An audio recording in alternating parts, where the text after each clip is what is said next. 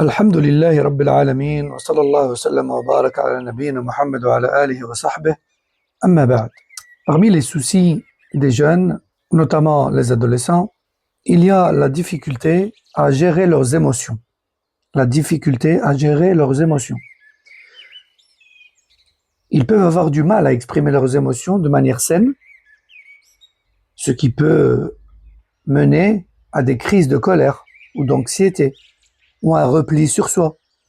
Et gérer ses émotions en tant que musulman est essentiel pour mener une vie équilibrée et en accord avec les enseignements de l'islam. Donc voici quelques principes clés basés sur le Coran ou le Sunna pour mieux gérer les émotions. Premièrement, reconnaître et accepter ses émotions. L'islam ne rejette pas les émotions, mais enseigne à les gérer avec sagesse.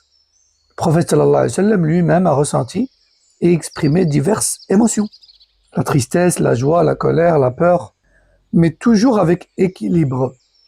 On trouve par exemple dans un hadith que le prophète sallallahu alayhi wa sallam a pleuré à la mort de son fils Ibrahim. Et il a dit alayhi salatu salam, c'est une miséricorde. L'œil pleure, le cœur est triste, mais nous ne disons que ce qui satisfait notre Seigneur. Rapporté par le Bukhari et Muslim. Donc ce hadith montre que ressentir de la tristesse, c'est naturel, mais il faut l'exprimer avec sagesse.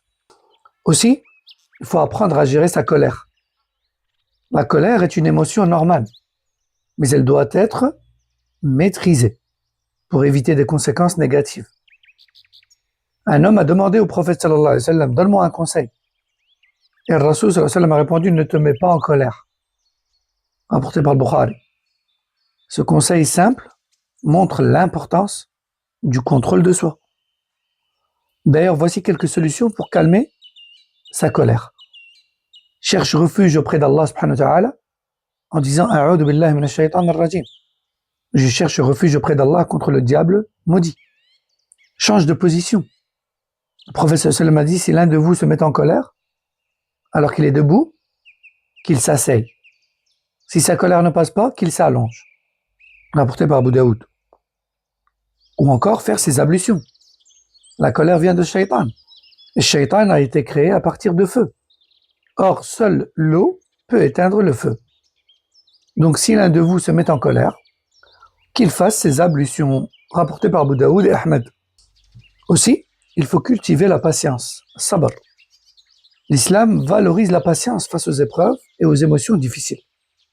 Allah Azza wa Jal dit dans le Coran ce qui a pour sens. Ô vous qui avez cru, cherchez secours dans la patience et la prière. Car Allah est avec les patients. La patience et la prière sont donc les meilleurs moyens de gérer nos émotions. On trouve aussi dans un hadith, la vraie patience est celle qui se manifeste dès le premier choc. Rapporté par le Bukhari et Muslim. Ça veut dire que face aux difficultés, on doit immédiatement nous rappeler de faire preuve de patience et de ne pas céder aux réactions impulsives. Aussi, ce qui peut aider, c'est d'examiner nos propres émotions avec sagesse. L'islam encourage l'expression des émotions, mais dans le cadre du respect et de la bienveillance. Il ne faut pas te laisser emporter par la tristesse. Le prophète sallallahu alayhi wa sallam a perdu son épouse Khadija radhiyallahu anha et ses enfants. Mais il a toujours su équilibrer ses émotions et continuer à avancer. Tu peux aussi utiliser des paroles bienveillantes. Allah subhanahu wa ta'ala dit dans le Coran, ce qui a pour sens, dis à mes serviteurs d'exprimer les meilleures paroles, car le diable sème la discorde entre eux. Donc nos paroles doivent refléter notre contrôle émotionnel et notre sagesse. Aussi, parmi ce qui aide à gérer les émotions, il y a le fait de se rapprocher d'Allah à travers la prière et le dhikr. Les invocations et le rappel d'Allah sont les meilleurs moyens de calmer le cœur. Allah dit dans le Coran, ce qui a pour sens, c'est par le rappel d'Allah que les cœurs trouvent la sérénité. Parce que les émotions, quand elles deviennent difficiles à gérer, il faut se tourner vers le dhikr, la prière et la méditation sur la grandeur d'Allah. Tabaraka wa ta'ala.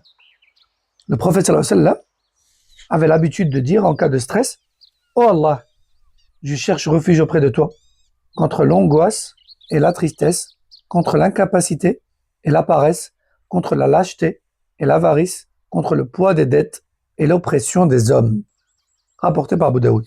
Quelle belle invocation pour calmer ses émotions. Aussi, ce qui peut aider, c'est d'avoir une bonne compagnie, s'entourer de bonnes personnes. Parce que ça aide à mieux gérer ses émotions. Et oui, le prophète sallallahu alayhi wa sallam a dit, le bon compagnon et le mauvais compagnon sont semblables au vendeur de musc et le forgeron. Le hadith qui est connu, rapporté par le Bukhari Muslim. Donc les bonnes fréquentations nous influencent positivement et nous aident à rester calmes et sereins. Donc en résumé, il faut accepter tes émotions, mais les gérer avec sagesse. Il faut contrôler ta colère en suivant les conseils du prophète sallallahu alayhi wa sallam. Il faut faire preuve de patience face aux difficultés. Il faut exprimer tes émotions avec bienveillance et éviter les paroles blessantes. Il faut te rapprocher d'Allah à travers la prière et le dhikr et les invocations. Il faut t'entourer de bonnes personnes qui vont t'encourager à rester calme et équilibré. En appliquant ces principes, le musulman et le musulman peuvent mieux gérer leurs émotions, tout en restant alignés avec les valeurs de l'islam. Je vous laisse méditer là-dessus et je vous dis à très bientôt, Inch'Allah ta'ala.